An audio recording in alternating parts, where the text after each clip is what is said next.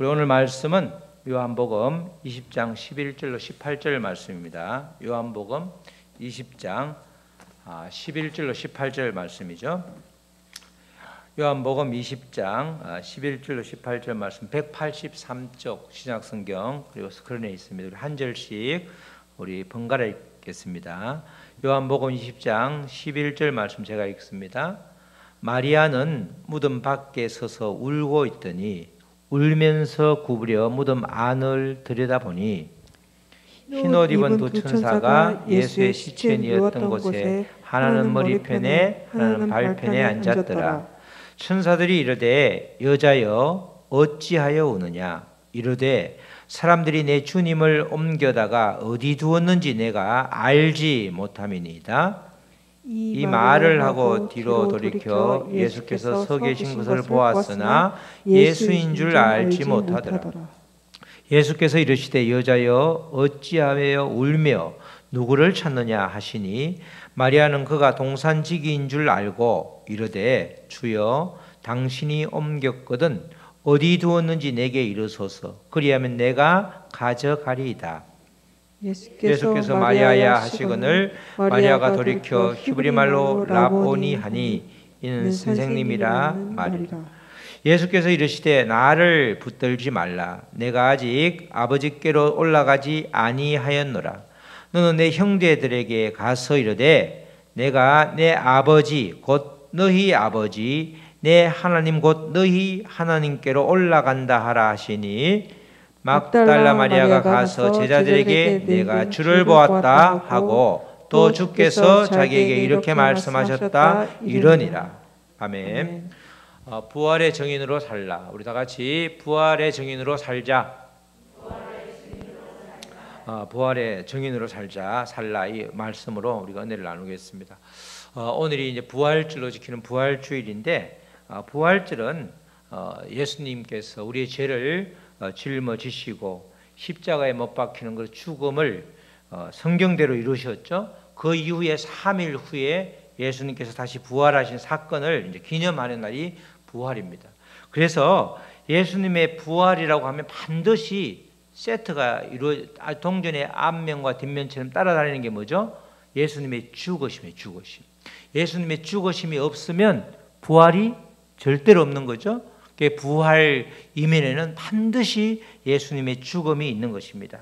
아주 불가분의 관계라고 합니다. 전혀 두 개가 하나로 움직이기 때문에 두 사건이 하나로 이렇게 합체돼 예수님으로 인하여 합체되기 때문에 바로 예수님의 죽으심, 십자가의 죽으심과 부활은 반드시 함께 있는 것이죠. 그래서 이것을 함께 묶어서 우리가 복음이라고 하는 겁니다. 복음이라고 그러면 예수님의 십자가 죽으심과 그리고 부활하심, 그게 왜 내게 복음이냐? 우리가 늘 인간이 살다가 늘 고민하는 가장 근본적인 이유가 죄 문제와 죽음의 문제잖아요. 그 두 문제를 한 번에 해결해 주신 것이 바로 예수님의 십자가 죽으심과 부활이라서 그렇습니다. 예수님의 십자가 죽으심이 그냥 2000년 전에 유대 베들레헴에서 예루살렘에서 예수님께서 죽으셨다 그걸로 끝나는 것이 아니라 나와 관계되는 거죠. 이미 예수님은 시간과 공간을 초월하시기 때문에 이미 나의 죄를 그 당시에 다 예수님께서 사해 주셨다는 것입니다. 나하고 관계가 없으면 예수님의 죽으심이 아무런 의미가 없습니다. 마찬가지로 그 죽으심으로 우리의 죄 문제를 완전히 해결해 주셨고 또 하나의 우리의 근본적인 문제, 죽음의 문제를 예수님의 부활하심으로 해결해 주신 거죠. 예수님이 부활하셨다는 것은 우리 모든 사람을 대표해서 예수님이 부활하신 거기 때문에 예수님의 부활로 나도 영생을 선물로 받는구나. 죽음이 더 이상 공포나 두려움이 아닌 것이죠. 우리가 장례식에 가보면 정말 지난번에 어느 한 우리 교회를 섬기다가 이렇게 먼저 가셨던 그 집사님네 장례식에 가보니까 찬양을 다 하시더라고요. 정말 그는 뭐 이렇게 억지 기쁨이 아니라 정말 우러나서 너무너무 기뻐하시더라고요. 그럼 우리도 덩달아 오히려 조문하러 간 우리가 더 민망할 정도로 그 정도로 기쁨이 되는 거죠. 이 기독교 문화가 쫙 이렇게 퍼져 있는 유럽이나 미국은 정말 그렇더라고요. 제가 스위스 제네바에 있는 르망이라고 하는 호수가에 한번 출장을 가서 묵은 적이 있는데 그 호텔에 보니까 다들 쿠키를 먹으면서 되게 즐겁게 지내길래 도대체 저 사람들이 뭐 하는 사람들이냐 그랬더니 장례식 갔다 와서 지금 간단하게 교제를 하고 있다고 하더라고. 전혀 곡을 하는 사람도 없고 슬퍼하는 사람이 없는 거예요. 왜 그렇죠?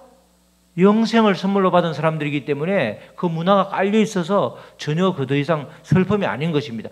그 슬픔을 바로 우리가 다시금 회복할 수 있도록 죽음을 극복하고 죽음을 이기신 분이 바로 부활하신 주님이죠. 그래서 주님은 이 십자가의 죽으심과 부활로 우리의 문제를 완전하게, 우리의 근본적인 문제, 우리가 살면서 건강이 좀 안 좋아지고 돈이 좀 없어지고 여러 가지 좀 불편한 것은 그런 사건이 다 있을 수 있는 거잖아요. 근본적인 문제, 죄의 문제와 죽음의 문제를 해결해 주셨기 때문에 바로 이 십자가와 십자가 죽으심과 부활을 우리가 복음이라고 하는 겁니다. 그래서 사도 바울이 다메섹이라고 하는 지금 시리아의 수도로 가는 그 다메섹으로 가는 길에 예수님을, 부활하신 예수님을 만난 이후에 완전히 그가 달라졌잖아요. 바로 그래서 부활의 주님, 부활은 의미가 있고 큰 우리에게 아주 복음이 되는 것입니다. 그런데 이 부활 사건은 사실은 부활을 믿느냐 이렇게 물을 게 아니라 성경에 의하면 부활은 사건이죠. 부활은 역사적인 사실입니다. 우리가 보통 정인이라고 하면 성경에서는 2명 이상이 있으면 정인입니다. 정인. 1명은 안 되고 1명은 짤 수 있으니까 2명 이상은 정인이라고 그러는데 예수님의 부활을 본 사람은 무려 500명이 넘는 거예요. 500명이. 그 기록을 바울 사도가 고린도전서 15장 4절로 8절에 정말 많은 숫자, 부활 자체가, 예수님의 부활은 사실이다, 사건이다. 우리가 믿고 안 믿고의 문제가 아니라 역사적인 엄연한 사건이요 사실이다. 그걸 말해주는 거죠. 15장 4절에 이렇게 말씀이 나오죠. 장사 지낸 바 되셨다가 성경대로 사흘 만에 다시 살아나사 부활하신 거죠. 게바에게 보이시고, 게바가 누구죠? 베드로에게 보이신 후에 12 제자에게와 그 후에, 자 베드로 12 제자 합치면 12명이죠. 그 후에 500여 형제에게 일시에 보이셨나니 그 중에 지금까지 대다수는 살아있고, AD 60년경에는 대다수 살아있었고, 어떤 사람은 잠들었으며, 그 후에 야고보에게 보이셨고, 그 후에 모든 사도에게와 맨 나중에 만삭되지 못하여 난 자 같은 내게도, 바울 사도에게도 보이셨느니라. 부활의 주님을 직접 만난 사람이 500명이 넘는 거예요. 그러니까 그 정도로 충분한 거죠. 바울이 그렇게 부활의 주님을 만난 이후에 그의 결론은 예수는 그리스도였잖아요. 예수는 그리스도. 그죠? 우리가 예수 그리스도라고 붙여 있지만 예수는 그리스도, 그 안에 바로 부활의 주님으로 인해서 그 말이 나오는 거죠. 단순히 십자가에 죽으셨으면 끝인데 부활하셨기 때문에 그분은 신성을 인정받았고, 그래서 그분은 구세주가 되셨고, 그걸 다른 말로 그리스도 메시아라고 하는 거죠. 예수 그리스도, 우리가 예수 그리스도의 이름은 그래서 권세가 있는 거죠. 바로 예수님의 부활은 우리의 믿고 안 믿고의 문제가 아니라 사실은 객관적인 사건이라는 겁니다. 정인이 많으니까 우리가 믿음이라고 할 때 눈에 보이지 않는 걸 믿을 때는 아무도 못 봤잖아. 나만 봤잖아. 그죠? 내가 천국을 보았다. 나만 본 거잖아. 주변 사람한테 너 봤나? 나 안 봤단 말이죠. 너 혼자 봤는데 어떻게 그걸 네가 강조하고 그렇게 주장할 수 있느냐, 이렇게 말할 수 있는데, 부활 사건은 정인이 무려 500여 명 이상 있다는 것은 역사적인 사건이고 사실이기 때문에 이거는 우리가 그대로 정말 사실이나 사건은 믿는 문제가 아니잖아요. 그 정도로 확실한 사건이라는 것입니다. 오늘 본문 말씀은 이제 부활의, 요한복음에서 말하는 부활의 첫 정인에 대한 말씀입니다. 첫 정인. 누가 첫 정이냐, 그걸 이제 이야기하는 거죠. 정인이라는 것은 반드시 현장을 목격한 사람이 정인입니다. 재판을 할 때 정언하는 사람은 정인이 해야 되는데, 정언하는 정인이 내가 옆집에서 말하는 것을 들었다. 내가 우연히 지나가다가 사람을 못 봤는데 말소리가 들리더라. 정언의 효력이 없습니다. 정인은 반드시 내가 목격해야 되는 게 전제가 되는 거죠.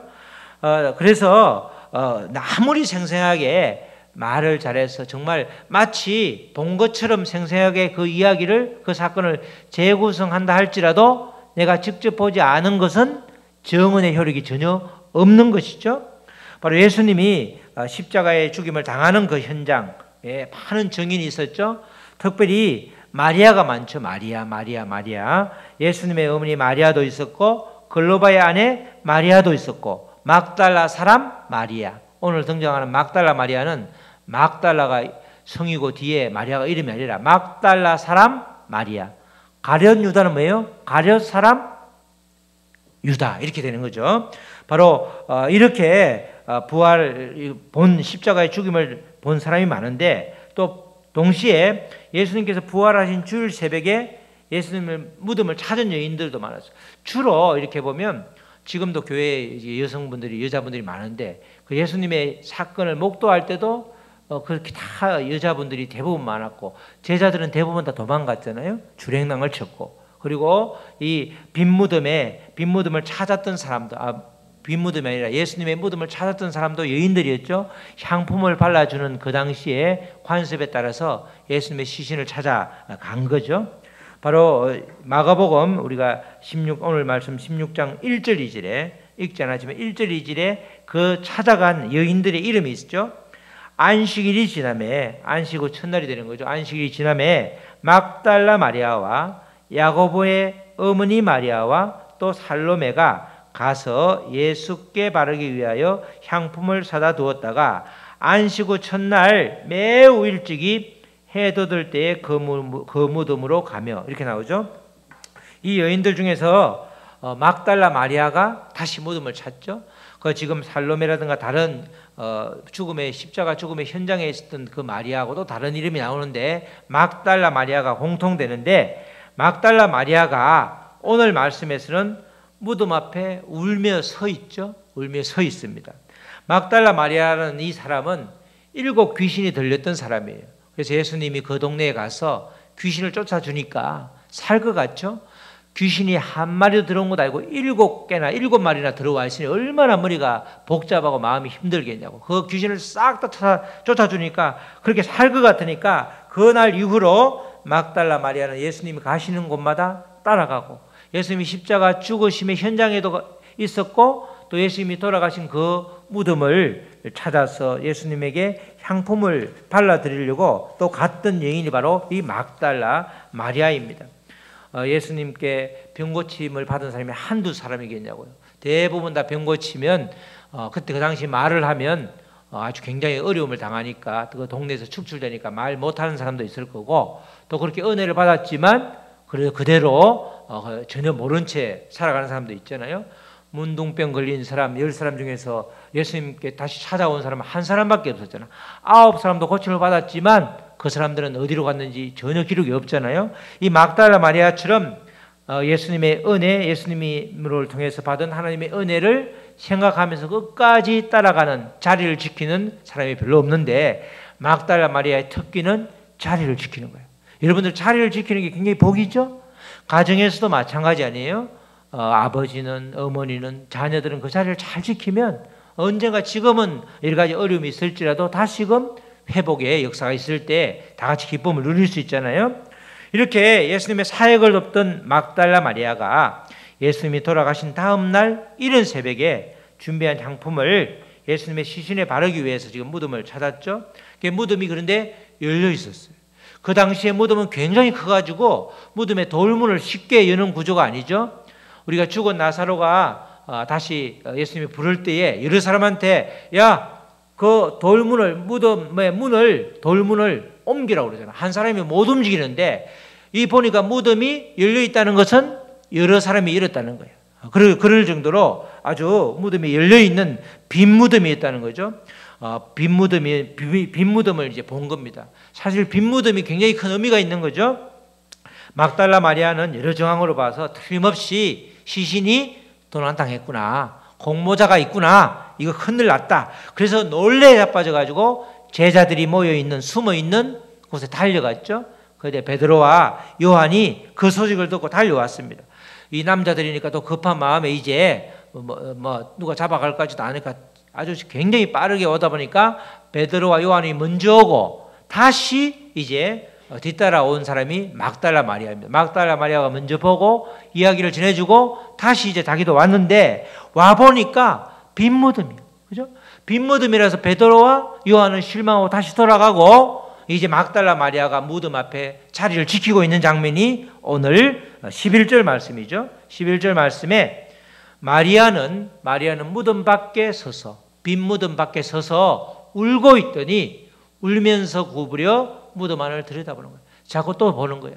이상하다. 누가 도둑질 해가지고 하면서 근심에 슬픔에 쌓여서 울고 있다가 다시 무덤 안을 들여본 거죠. 마리아는 정말 빈 무덤에 큰 충격을 받은 듯 합니다. 그러나 사실 이게 믿음의 눈으로 보면 빈 무덤은 뭐죠? 부활을 의미하는 거죠. 빈 무덤이라는 것은 예수님께서 부활하셨다는 증거가 또 다른 증거가 되는 거잖아요. 이것이 믿음의 눈으로 보지 않으면 슬픔이요 큰 아픔이지만 믿음의 눈으로 보면 빈 무덤이 부활의 증거가 되는 거예요. 그렇죠? 예수님께서 계속해서 당신이 돌아가신다는 이야기도 하고 다시 또 부활한다는 이야기를 곳곳에 했기 때문에 그 말씀을 들었던 막달라 마리아가 자기가 이해되는 부분은 쉽게 받아들였는데 그 당시 이해가 되지 않는 부분은 쉽사리 받아들이지 않고 흘려버린 거죠. 우리도 그렇잖아요. 우리도 보면 탁 그냥 마음에 꼽히는 거 내가 이해되는 부분은 잘 마음속에 간직이 돼요. 그죠? 이해하면 잘 믿어지잖아. 이해 안 되는 부분은 우리가 잘 안 믿으려고 하고 성경에도 우리가 말씀을 골라서 보잖아. 골라서 믿잖아. 그러니까 문제가 되는 거 아니에요. 그죠? 말씀을 전부 다 믿어야 되는데 나한테 유리한 것만 믿는 거야. 내가 불리하고 내가 조금 마음에 좀 이렇게 부딪히는 거는 넘어갈 때가 있잖아요. 이 지금 막달라 마리아에게 예수님께서 계속 말씀을 전하면서 부활의 얘기를 한 번도 안 하지 않았는데 전혀 그것을 귀담아 듣지 않으니까 빈 무덤이 부활의 소망이다. 야, 바로 부활의 증거다. 강력히 그렇게 원했던 부활의 증거다라고 생각을 못했다는 거죠. 부활의 말씀을 아직 깨닫지 못했던 베드로와 요한도 빈 무덤을 보고 그냥 집으로 돌아갔고 막달라 마리아도 똑같이 빈 무덤을 보고 그렇게 실망을 했는데 그들과 다른 점은 베드로와 요한과 다른 점은 그가 빈 무덤을 지켰다는 거예요. 빈 무덤을 떠나지 않았다는 거죠. 바로 베드로와 요한도 마리아도 막달라 마리아도 마찬가지로 부활 신앙이 없으면 이처럼 사명을 버리고 옛 삶으로 돌아가는 겁니다. 베드로와 요한이 자기 집으로 갔단 말은 옛날의 삶으로 돌아가기 위해서 갔다는 거죠. 바로 그래서 우리가 부활 신앙이 중요한 거죠.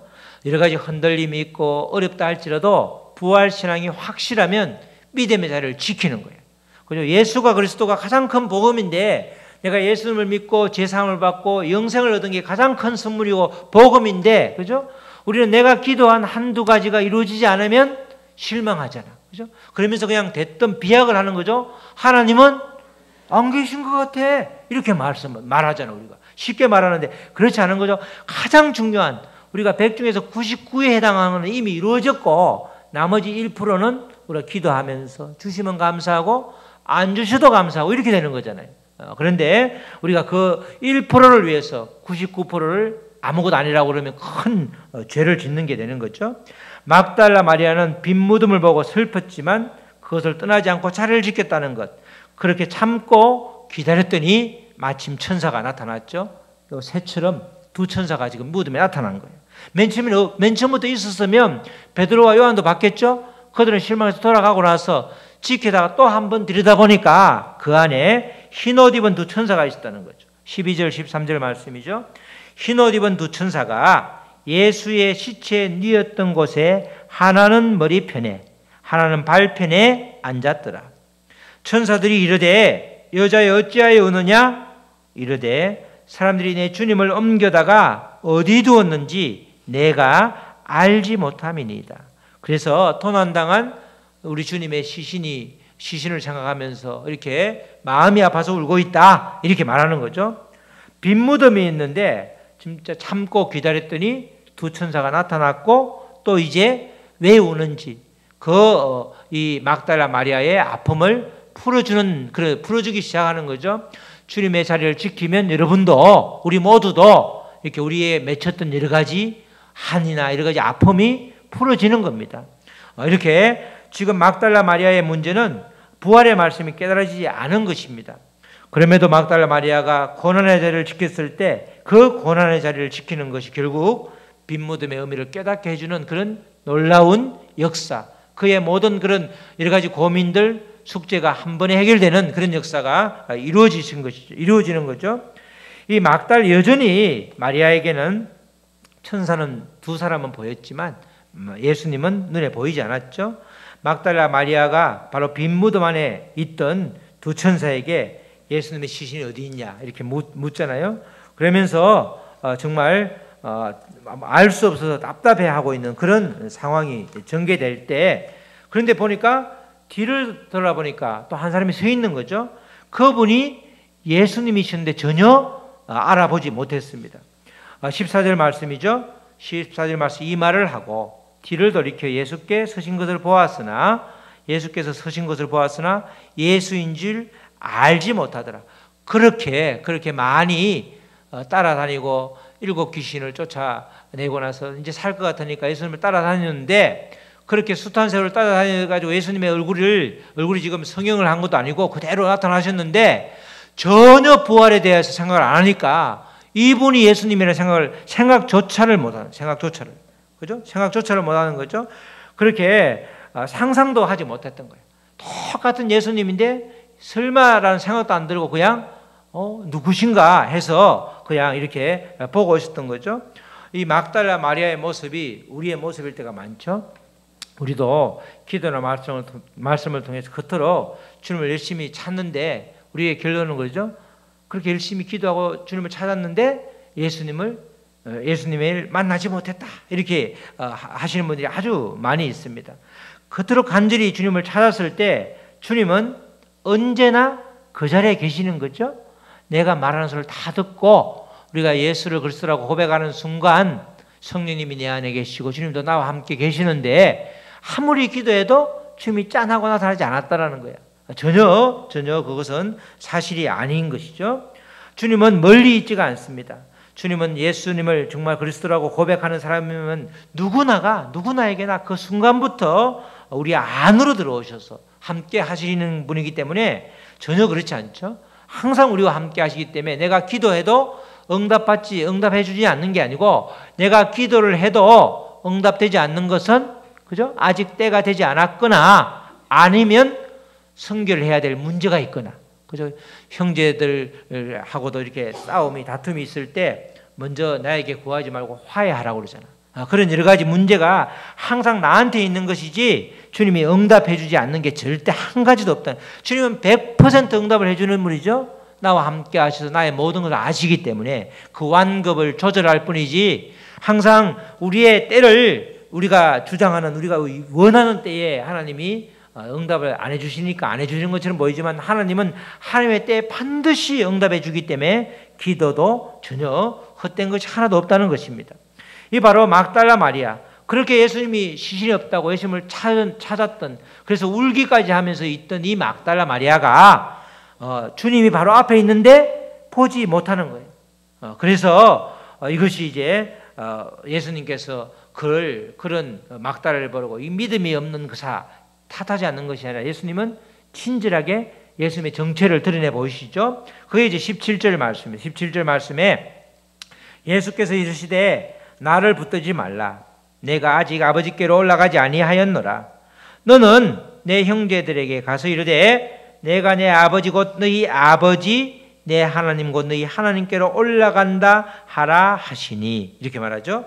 마리아 앞에 나타난 예수님을 막달라 마리아가 그 앞에 보면 동산직인 줄 알고 하여튼 알겠으니까 이 동산 지키면서 본 거 아니냐, 어디 숨기라냐 좀 알려달라 계속해서 요구하니까 예수님께서 아니라는 거죠.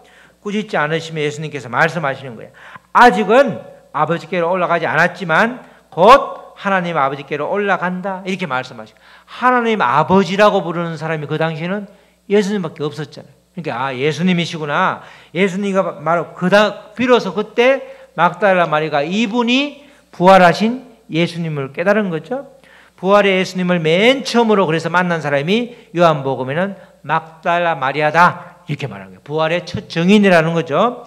예수님의 명령을 받들어서 이제 제자들에게 달려가서 전하는 게 18절 말씀입니다. 18절 말씀에 막달라 마리아가 가서 예수님께서 전하라고 그러니까 제자들에게 내가 주를 보았다.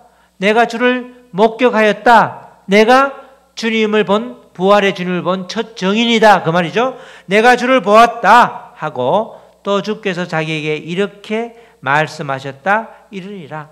그 이어지는 말씀에는 이제 제자들에게 나타나시는 주님이란 말이죠. 예수님께서 제자들에게 나타나시는 장면이 나오고 쭉 그렇게 해서 다시금 부활의 주님을 제자들이 다 만나게 되는데 이 막달라 마리아가 예수님의 제자들에게 비로소 내가 보았다고 증언하는 거예요. 그러니까 우리도 부활의 주님을 증언해야 되는 거죠. 내가 부활의 주님을 만났다. 우리가 지금 부르짖는 주님은 우리가 기도할 때 말하는 주님은 전부 다 부활의 주님이야. 부활의 주님이 없었으면 예수 그리스도라는 게 성립이 안 되기 때문에 우리는 이미 주님 그러면 부활의 주님, 부활을 믿는 우리라고 고백하고 있는 거예요. 그렇죠? 우리가 아버지라고 그러면 나를 낳았다는 걸 이렇게 고백하는 거잖아요.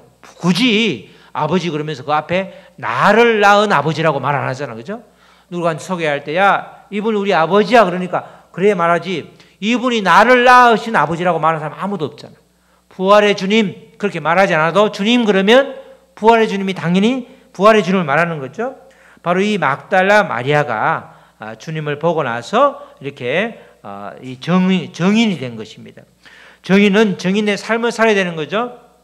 지금은 이제 우리 모두는 부활의 정인인데 정인은 정인의 삶을 살아야 돼. 그죠? 부활하신 예수님을 만났다고 고백하는 그 사람이 바로 정인인데 이 부활의 정인은 어떤 삶을 살아야 되는가? 요 내용들이 이제 지난번 6번에 걸쳐서 나온 에베소서의 내용과 이어지는 거죠. 에베소서 말씀처럼 부활의 정인은 어디에 있어야 되는 거예요? 늘 부활의 주님 안에 있어야 돼요. 주 안에 있어야 되는 거죠. 주님 안에 있을 때 부활의 주님을 날마다 우리가 경험하게 되는 것입니다. 주님 밖에 있으면 전혀 부활의 주님을 우리가 역사적인 사건임에도 불구하고 전혀 믿지 않는다. 왜냐하면 우리가 현재는 2000년 지난 시점에는 보지 않았기 때문에 우리가 그 당시에 본 500명 안에 들어갔으면 말할 것도 없는 거죠. 부활의 주님을 믿고 자시고 할 것도 없는 거죠. 왜냐하면 그분이 부활하신 게 100% 사실이니까 우리가 2000년 지난 시점이니까 긴가민가 하잖아요. 나이가 들면 기억력이 오락가락 하잖아요. 요새는 정말 저도 이제 57인데 기억력이 감퇴가 많이 됐더라고요. 제가 주로 스타렉스를 몰고 다니는데 어제는 이제 승용차를 몰고 왔는데 마트에 가서 그 이마트 꽤 큰 데서 한참을 돌아다녔어. 뭘 찾느라고? 스타렉스를 찾느라고. 아무리 돌아도 없어요. 이상하다 그러는 게 제가 승용차를 타고 왔더라고. 그게 바로 앞에 있는 걸 보고 뺑뺑 돌아 분명히 여기 있는데 이상하다. 이게 누가 견인차가 갈 거다 이거 주차장인데 이러면서 그냥 다니더라니까. 한참 운동을 했네. 안 그래도 요새 운동을 많이 하는데 기억력은 그렇게 자꾸 세산해지는 거예요. 그러나 우리가 주님 안에 있으면 그죠? 기억력은 비록 떨어질지라도 부활의 주님을 날마다 경험하는 거죠. 주님 안에 있어 부활의 주님을 경험하면 우리는 옛사람이 죽고 새 사람을 옷 입는 차원 높은 부활을 경험하는 거예요. 그 당시에 우리 말씀으로 부활을 경험한 거 말고 우리는 새로운 창조가 계속 이루어지는 거죠. 그걸 새 창조라고 그래요. 우리가 부활의 주님을 다시금 차원 높게 경험하기 위해서는 옛사람의 잔재를 벗어버리고 새 사람으로 옷 입어야 되는 거예요. 새 사람으로. 우리는 새 옷을 입은 사람이죠. 누더기를 걸친 사람이 아니라 이제 새 옷을 입고 살아야 되는 사람이라는 겁니다. 옛사람은 내가 옛사람인가 아닌가는 항상 나 중심이면 옛사람이에요. 그죠? 근데 새 사람은 누구 중심이죠? 주님 중심이에요. 나 아닌 다른 또는 주님 중심으로 살아가는 사람이 새 사람이 되는 거죠. 겉으로 보기에는 동일한 사람이지만 그 속은 완전히 변화된 존재가 부활의 주님을 만난 사람, 부활의 주 안에서 날마다 누리는 사람이 되는 것입니다. 부활의 증인은 또 성령 충만하게 살아가는 사람이죠. 우리가 에베소서 5장 18절에 이 말씀이 나오죠. 다 같이 시작. 술 취하지 말라. 이는 방탕한 것이니 오직 성령으로 충만함을 받으라. 이렇게 말하죠. 술 취하는 거하고 성령 충만하고 우리가 나타나는 모습이 비슷한 거예요. 술 취하면 누구의 지배를 받아요?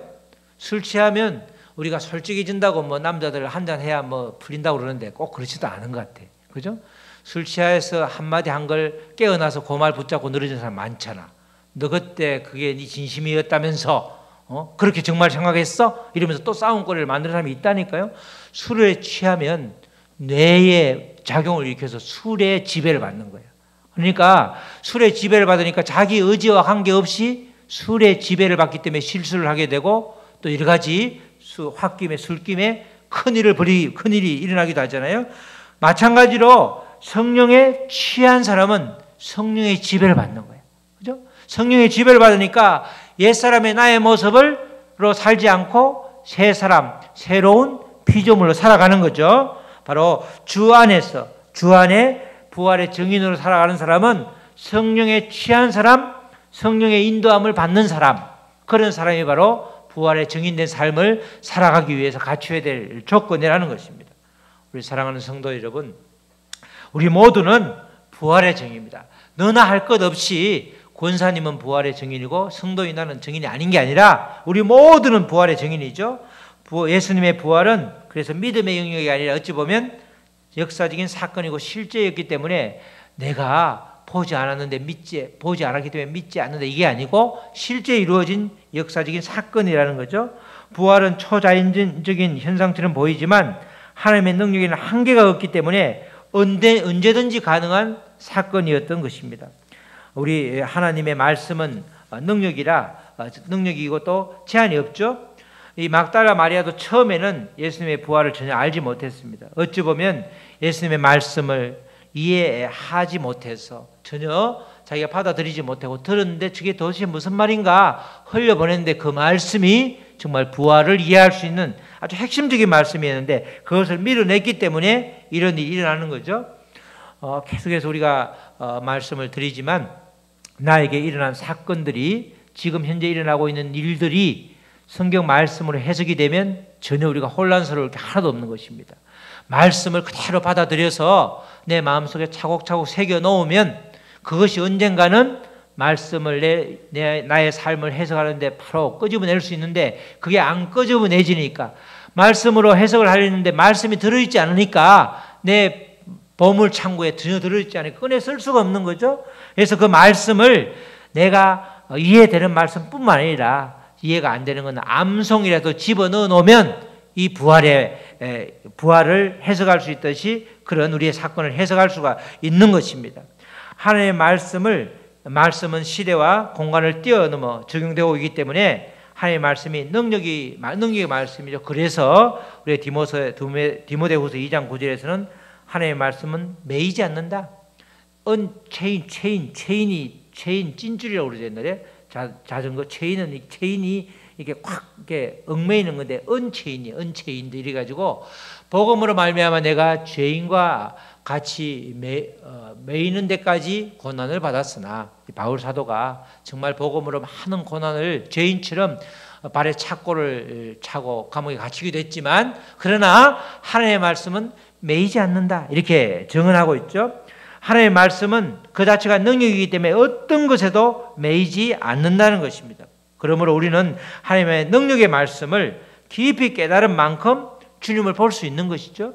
주님을 볼 수 있는 영적인 눈이 열리기 위해서 그냥 기도하니까 짠 열리는 것, 그 이상으로 꾸준히 열려야 되기 때문에 말씀을 계속해서 능력의 말씀을 깊이 새길수록 우리는 말씀을 경험하게 되고 또 실제로 말씀이 나의 삶에서 실제가 되는 것입니다. 제가 교회학교 교사를 처음 했을 때, 믿은 지 얼마 안 돼서 처음 했을 때 아무것도 가르칠 게 없더라고. 성경을 잘 모르니까 애들 가르칠 수가 없더라고. 그래서 초등학교 1학년 애를 맡아가지고 주말에는 그 집에 문방구 사들고 애들 집에 방문하고 주일에는 딱 말씀 한 구절만 계속해서 암송을 시켰어. 그런데 그게 하루, 한 주, 두 주 지나가고 계속 쌓이니까 굉장히 애들이 믿음이 급성장을 하더라고요. 그래서 그때 말씀이 능력이라는 말이 이 말이구나. 우리 자녀들에게나 또는 우리도 마찬가지죠. 말씀이 잘 믿어지지 않으면 짧은 말씀에 자꾸 암송을 하면 그 암송된 말씀이 내 안에 능력의 말씀이 쌓이다 보면 우리가 말씀을 이해하게 되고 나의 삶이 나의 삶 속에서 하나님의 말씀이 이루어지고 있구나. 내가 말씀의 통로로 쓰이고 있구나. 이것을 깨달을 수 있는 것입니다. 그래서 말씀은 매이지 않을 뿐만 아니라 능력이기 때문에 말씀을 아는 것만큼, 깊이 깨닫는 만큼, 아는 걸 떠나서 깨닫는 것만큼 주님이 보이고 실제로 삶에서 그 실제가 되는 것이죠. 또한 부활의 주님을 만난 사람은 누구나가 증인의 삶을 잘 살아내야 되는 것입니다. 사도 바울이 가장 결정적으로 다메섹에서 부활의 주님을 만났을 때 그 전에는 사도 바울이 누구예요? 살인자예요. 살인자고 완전히 그냥 예수 믿는 사람을 잡아다가 완전히 감옥에 쳐넣는 그런 역할을 아주 했었는데 탄압자예요, 탄압자. 그런데 부활의 주님을 만난 다음에 그는 선교사가 되었고 선교자가 되었잖아요. 완전히 180도가 다른 삶을 살았는데 그것이 바로 부활의 주님을 만난, 말씀을 만난 그 사람의 삶의 변화를 사도 바울이 고스란히 보여주고 있는 겁니다. 사도 바울 보면서 저렇게 사람을 죽였던, 믿음을 가진 사람을 탄압하고 죽였던 살인자도 선교자가 되는구나. 무엇 때문에? 부활의 주님 때문에, 하나님의 말씀 때문에 바뀌는 거지 내가 바뀌려고 노력하는 것이 아니라 하나님이 바꿔주시는 거죠. 그래서 우리 특별히 기독교 하나님을 믿는 사람들은, 예수님을 믿는 사람들은 때가 되면 내가 그 자리를 지키면 하나님이 바꿔주시는 거예요. 바꿔주시는 거예요. 맨 처음에는 안 바뀌죠, 잘. 그러니까 거기서 중간에서 딱 스톱하잖아. 사람은 절대 안 바뀌어. 끝. 아니라고. 성경은 계속 바뀐다고 말하는데 내가 자꾸 안 바뀐다고 그래, 내가. 우리는 반드시 바뀌는 거예요. 자, 우리 다 같이. 우리는 주 안에서 반드시 변화됩니다. 변화되었습니다. 변화되었고 변화되는 겁니다. 우리가 부활의 주님을 만난 사람은 변할 수밖에 없는 것입니다. 사람에 따라 더디 변할 수 있지만 그러나 계속해서 주님이 우리를 손잡고 가기 때문에 변할 수밖에 없고 깨달을 수밖에 없는 것이죠. 우리가 대표적으로 야곱이 그렇게 하나님을 떠났을 때, 그렇게 외삼촌 집 라반을 향해서 갔을 때 베델에서 하나님을 만나면서 가장 즐거웠던, 가장 기뻤던 것은 그거죠. 이 누추한 곳까지 하나님이 따라오셨구나. 하나님은 언제나 나와 함께 하시는구나. 하나님이 나를 찾아오셨네.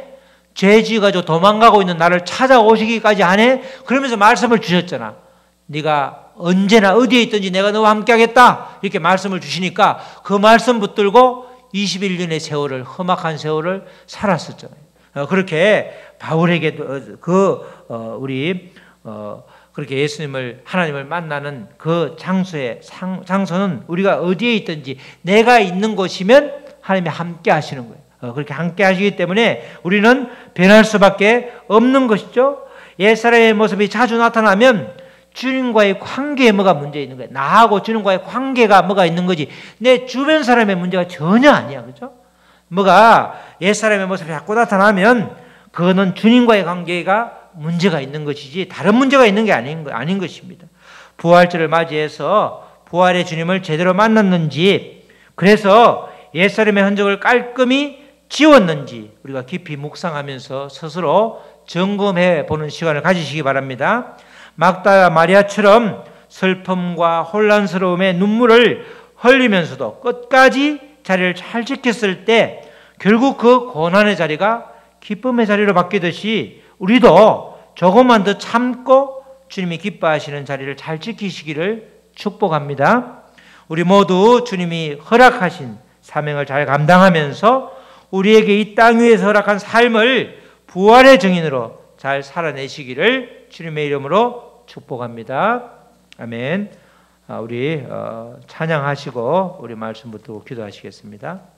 우리 이 시간 기도하기는 하나님, 우리 모두가 부활의 증인으로 살기를 원합니다. 주님이 부활하셨음을 이제 우리가 그대로 삶에서 드러낼 수 있도록 주여 도와주시고 증인된 삶으로서 주 안에서 성령 충만함으로 살아가면서 정말 모든 것이 아버지 주님 안에서 주님이 나를 손잡고 가매 아버지 이루어지고 또 해결될 줄 믿으면서 우리 부활의 주님을 만난 증인의 삶을 살게 하여 주시옵소서. 우리 다 같이 기도하시겠습니다. 하나님 아버지 감사합니다. 아버지 우리가 부활의 주님을 정말 아버지 날마다 부르짖으면서 주여 주여 하면서도 전혀 부활의 증인된 삶을 살지 못하며 전혀 아버지 그냥 아버지 일상의 삶을 살 때가 많았습니다. 이제는 부활의 증인된 삶을 살아갈 수 있도록 주여 도와주시옵소서. 막달라 마리아가 아버지 일곱 귀신을 쫓아낸 그 주님의 은혜가 감사해서 아버지 예수님을 따라다니는데 아버지 그도 아버지 부활에 아버지 주님이 부활하신다는 그 수없는 말씀을 아버지 알아듣지 못하고 눈앞에 아버지 주님이 보이셨음에도 불구하고 아버지 깨닫지 못하고 알아차리지 못하는 그런 아버지 또 어리석음을 보였습니다. 우리의 모습이 막달라 마리아의 모습일 때가 많습니다. 주님을 겉으로 외치고 주님께 간구하지만 돌아서면 아버지 입술이 아버지 부정하여 아버지가 정말 쏟아내기가 아버지 일쑤였습니다. 이제는 아버지 부활의 증인으로서 살아가기를 원합니다. 주님 아버지 우리를 기다려 주셨고 우리와 함께 하셨고 오늘도 우리의 두 손을 꼭 붙잡고 아버지 어찌면 다칠세라 또 상처받을세라 그 마음을 감싸주시고 사랑으로 늘 다가와 주시는데 우리가 마음에 아버지 철벽을 치고 받아들이지 않으니까 언제나 나 혼자 같이 아버지 외로움에 아버지 그렇게 두려움에 사로잡혀 살 때가 많았습니다. 이제는 온전히 주님을 손잡고 아버지 부활의 주님을 의지해서 아버지 부활의 증인된 삶을 살아갈 수 있도록 주 안에 있는 우리가 될 수 있도록 축복하시옵소서. 하나님 아버지 감사합니다. 막달라 마리아처럼 우리 모두도 은혜 받은 아버지 자들입니다. 그러나 그 받은 은혜를 아버지 또 아버지 계속해서 우리가 잘 간직할 수 있도록 도와주시고 특별히 말씀을 아버지 받아들일 때 선별해서 받아들이는 것이 아니라 하나님의 말씀을 동일한 가치로 우리의 마음속에 새겨서 그 말씀으로의 삶이 해석될 수 있도록 성령님 도와주시옵소서. 부활의 증인으로 살아갈 수 있도록 도와주시고 주님의 부활하신 이 사건이 나의 삶에 적용되어서 정말 이 땅을 살아갈 때에 아버지 선교사의 삶을 잘 살아낼 수 있도록 주여 도와주시옵소서.